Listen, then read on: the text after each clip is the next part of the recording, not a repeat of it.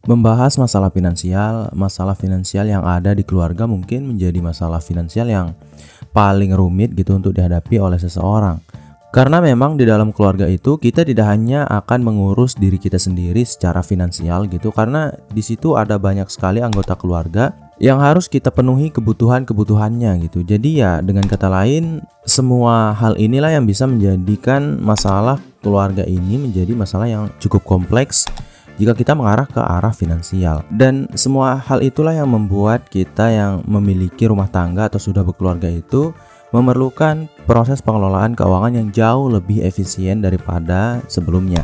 Dan dengan adanya proses pengelolaan keuangan yang baik, kamu yang menonton video ini tentu saja akan mendapatkan dampak yang jauh lebih efisien dalam bagaimana kamu akan mengatur keuangan yang kamu miliki di dalam rumah tangga kamu saat ini. Maka dari itu di sini saya sudah mengumpulkan 8 tips keuangan untuk membantu keluarga kecil kamu gitu agar bisa hidup lebih bahagia dan sejahtera di masa depan. Karena memang kesejahteraan sebuah keluarga secara menyeluruh itu biasanya tergantung bagaimana keluarga tersebut mengelola keuangan yang mereka miliki. Karena semua kebutuhan, semua keinginan bahkan selalu memerlukan modal dan uang gitu untuk bisa memenuhinya. Jadi mungkin tanpa berlama-lama lagi kita langsung saja ya ke cara yang pertama. Tanpa adanya anggaran keluarga, sebuah keluarga itu tidak akan memiliki pemahaman yang jelas terkait bagaimana mereka akan mencukupi kehidupan mereka setiap harinya dari gaji yang mereka miliki. Jadi kalau kamu adalah orang yang sudah berkeluarga gitu dan kamu ingin menjadi orang yang lebih sejahtera secara finansial di dalam lingkungan keluarga kamu haruslah bisa membuat anggaran bulanan. Itu karena anggaran bulanan yang kamu miliki saat ini adalah sebuah pondasi dari bagaimana kamu akan menggunakan uang yang kamu miliki dari gaji yang kamu dapatkan sebelumnya untuk memenuhi semua kebutuhan keluarga kamu. Tapi bagaimana sih caranya gitu untuk membuat sebuah anggaran bulanan yang baik dan tepat gitu, yang efektif untuk kita terapkan di dalam lingkungan keluarga yang kita miliki. Jadi yang pertama yang harus dilakukan itu adalah kamu perlu mengumpulkan penghasilan kamu gitu, semua jumlah penghasilan yang kamu dapatkan dalam 1 bulan penuh. Atau mungkin tidak hanya kamu yang bekerja di dalam keluarga kamu, tapi istri kamu juga atau pasangan kamu juga gitu. Jadi kumpulkanlah semua pendapatan yang kamu peroleh di dalam keluarga yang kamu miliki selama 1 bulan penuh. Kemudian yang berikutnya yang harus kamu lakukan adalah kamu perlu mengumpulkan semua jenis pengeluaran yang biasanya kamu lakukan dalam 1 bulan penuh. Dan setelah pengeluaran itu kamu kumpulkan, buatlah daftar prioritas terkait pengeluaran kamu setiap harinya gitu. Jadi taruhlah pengeluaran dengan prioritas yang paling utama itu di paling atas seperti kebutuhan pokok. Kemudian ke bawah itu buatlah prioritas-prioritas yang semakin minim gitu atau semakin kecil prioritasnya gitu. Karena dengan begitu kamu akan memperkecil kemungkinan kamu untuk mengeluarkan uang di bidang-bidang atau pada bidang-bidang yang tidak benar-benar perlu gitu untuk kamu terlalu pikirkan atau perhatikan. Dan dalam membuat anggaran bulanan ini saya sarankan agar kamu memanfaatkan ya beberapa peralatan seperti buku catatan maupun aplikasi-aplikasi yang bisa kamu manfaatkan untuk membuat daftar prioritas terkait pengeluaran yang akan kamu lakukan dalam 1 bulan ke depannya. Kemudian yang berikutnya itu adalah dengan memprioritaskan pengeluaran kamu dengan lebih detail atau terperinci. Jadi saat kamu membuat daftar dari anggaran bulanan kamu ini, buatlah detail yang cukup jelas gitu terkait kemana kamu akan mengeluarkan uang kamu dalam 1 bulan ke depannya. Jadi di situ buatlah prioritas, misalnya untuk kebutuhan pokok itu biasanya seperti makanan, kemudian tempat tinggal dan pendidikan anak itu taruhlah di paling atas. Karena pengeluaran yang paling besar biasanya akan kamu lakukan di 3 bidang tersebut. Nah setelah itu barulah kamu bisa memprioritaskan untuk pengeluaran-pengeluaran lain di luar dari pengeluaran pokok tersebut. Karena biasanya kita itu atau sebuah keluarga itu menghadapi masalah karena mereka itu tidak paham kemana mereka harus mengeluarkan uang mereka terlebih dahulu. Dan tidak sedikit dari keluarga di luar sana itu fokus untuk mengeluarkan uang mereka itu terlebih dahulu di aspek-aspek keinginan, bukannya di kebutuhan. Dan inilah yang menjadi landasan kenapa membuat sebuah anggaran bulanan itu menjadi sebuah aspek yang sangat vital.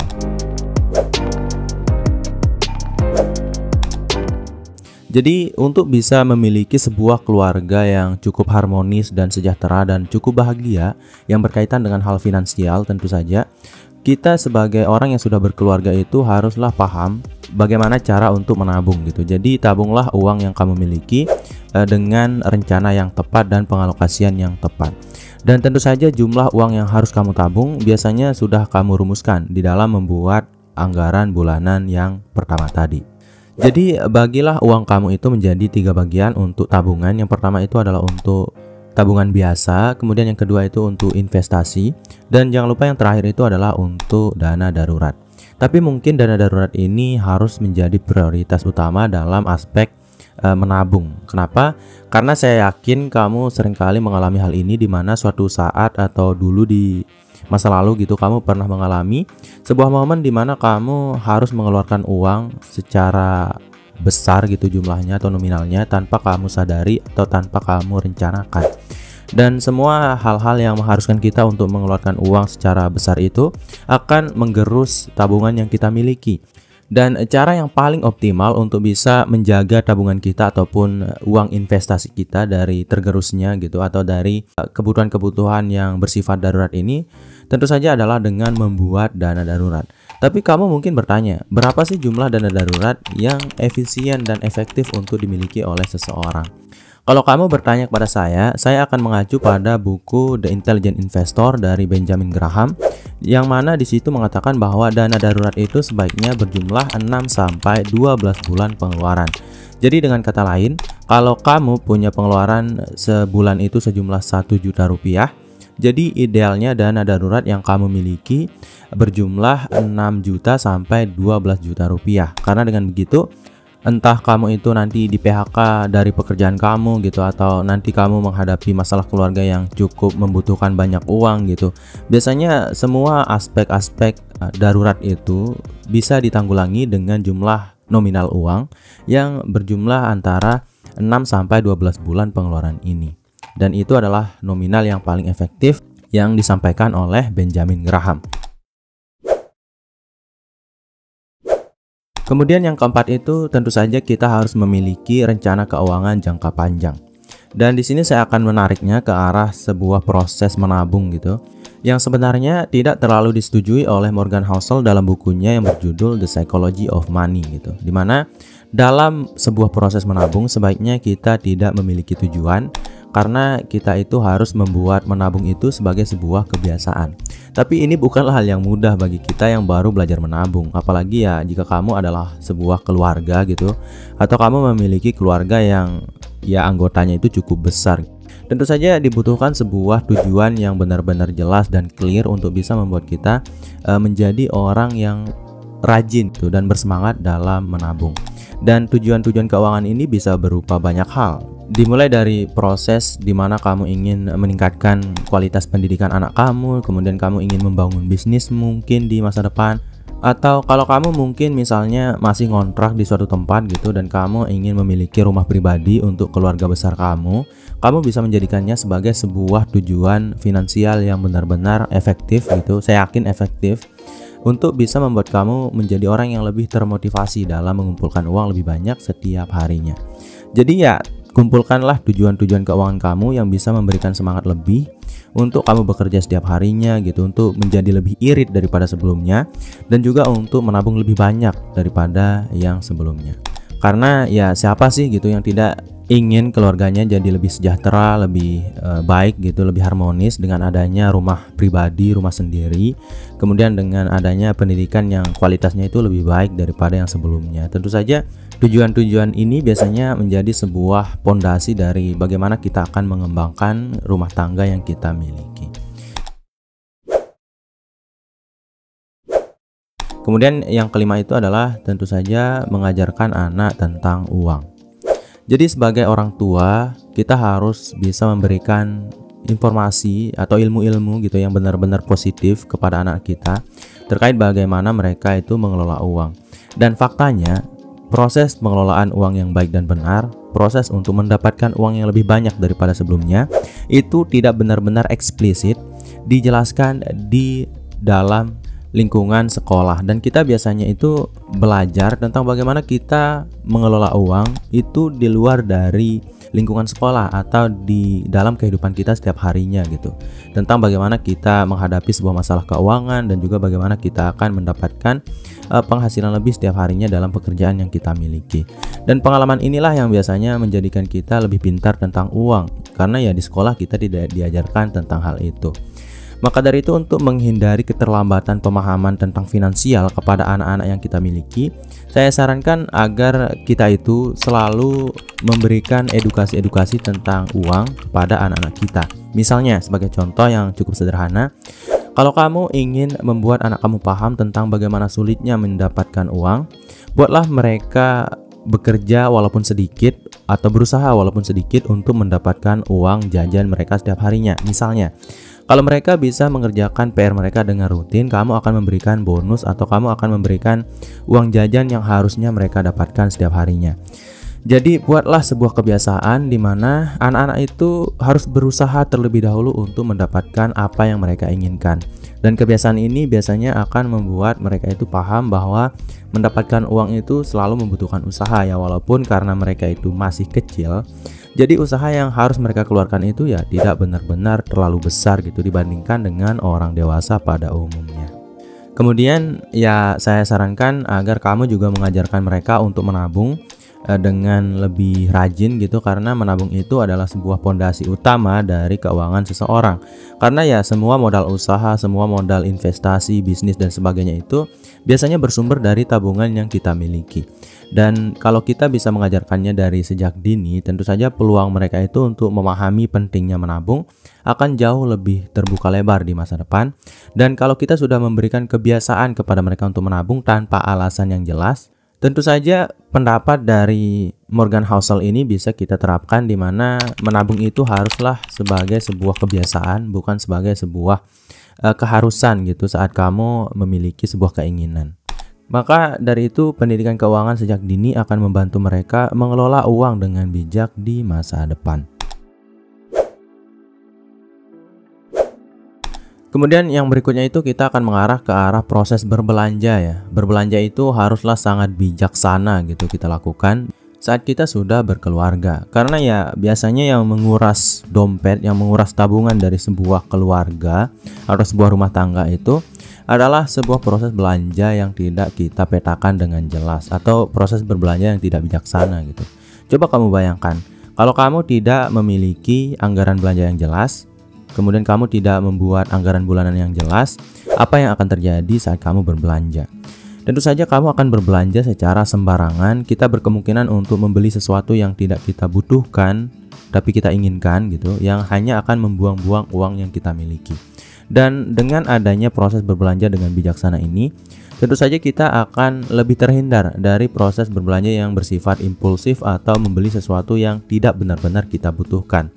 Jadi ya berpikirlah lebih banyak tentang apa yang akan kamu beli, berapa jumlah barang yang akan kamu beli ini, dan di mana kamu akan membeli barang tersebut dengan harga yang paling murah. Jadi yang pertama, buatlah anggaran belanja, buatlah daftar belanja supaya kamu bisa mengerti berapa jumlah barang yang akan kamu beli dan berapa anggaran yang harus kamu siapkan, sehingga kamu tidak berkemungkinan besar untuk menjadi orang yang boros atau membeli terlalu banyak gitu. Kemudian setelah itu kamu bisa memilih tempat berbelanja yang paling murah yang bisa kamu dapatkan di kota kamu.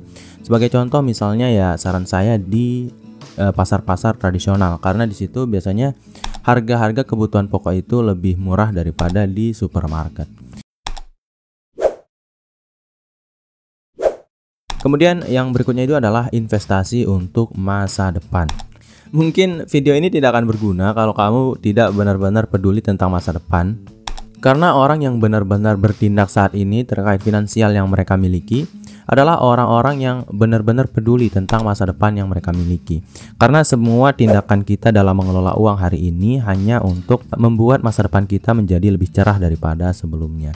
Dan kalau kamu tidak benar-benar peduli tentang masa depan, tentu saja kamu akan berkemungkinan besar untuk menghabiskan semua gaji yang kamu dapatkan hari ini. Tapi ada satu yang harus kita lakukan untuk kesejahteraan finansial keluarga kita di masa depan, yaitu adalah tentang investasi. Maka dari itu ya investasikanlah uang kamu, karena investasi itu adalah sebuah proses di mana kamu bisa mendapatkan uang dengan cukup banyak walaupun kamu sedang tidak bekerja sekalipun. Dan seperti yang dikatakan oleh Warren Buffett, di mana kalau kamu itu tidak bisa mendapatkan uang saat kamu tertidur, kamu harus bekerja sampai kamu mati. Dan itu benar-benar benar gitu dan benar-benar agak menohok untuk kita dengar, tapi itulah faktanya. Dimana saat ini kita lihat di sekeliling kita, bahkan kamu mungkin sering melihat situasi ini, dimana ada banyak sekali kita masyarakat Indonesia ini hanya fokus dalam proses bekerja itu hanya dari active income. Artinya kamu tidak akan mendapatkan uang kalau kamu tidak bekerja sama sekali. Dan ini adalah sebuah masalah yang cukup fatal gitu. Karena untuk bisa lepas dari kondisi finansial yang buruk atau untuk bisa menjadi lebih efisien secara finansial di masa depan, kita benar-benar harus bisa mendapatkan uang dari lebih dari satu sumber penghasilan, dan salah satu sumber penghasilan ini adalah investasi. Jadi kita bisa bekerja di dalam pekerjaan utama kita yang mana active income sambil tetap mendapatkan uang dari proses investasi yang kita lakukan. Dan ini tentu saja akan memperbesar peluang dari keluarga kita ini untuk menjadi sejahtera di masa depan. Kemudian yang berikutnya adalah luangkan waktu untuk bersantai. Kamu mungkin ya sudah terlalu keras gitu dalam menjalani hidup. Kamu bekerja setiap hari banting tulang tanpa adanya istirahat sampai mental dan fisik pun kena gitu. Dan ini bukanlah hal yang benar-benar positif untuk kita lakukan secara personal, karena kadang kita harus beristirahat untuk mengisi diri kita dengan ya energi-energi positif lagi gitu. Karena kalau kita terlalu sibuk bekerja, kita juga akan lebih jauh gitu dari keluarga yang kita miliki, yang mana tentu saja memperkecil peluang kita untuk menjadi lebih dekat dan lebih erat hubungannya dengan keluarga kita, yang padahal itu adalah hal yang paling utama di dalam sebuah keluarga. Jadi ingat ya, kebahagiaan tidak hanya diatur atau diukur oleh uang, karena kualitas waktu bersama juga akan memperkuat hubungan dan menciptakan kenangan yang indah gitu bersama keluarga yang kita miliki. Ya memang uang itu sangat penting, tapi tidak 100% semuanya bersumber dari uang kebahagiaan itu, karena ya kebersamaan dan momen-momen bersama keluarga juga menjadi faktor yang sangat penting untuk menentukan kebahagiaan anak, istri, ataupun suami yang kita miliki gitu. Jadi mungkin itu dulu. Terima kasih telah menonton. Semoga 8 tips keuangan ini bisa memberikan manfaat untuk keluarga kecil kamu. Dan jangan lupa untuk subscribe, like, dan share video ini agar lebih banyak keluarga yang lainnya bisa merasakan manfaatnya. Kemudian ya sampai jumpa di video selanjutnya.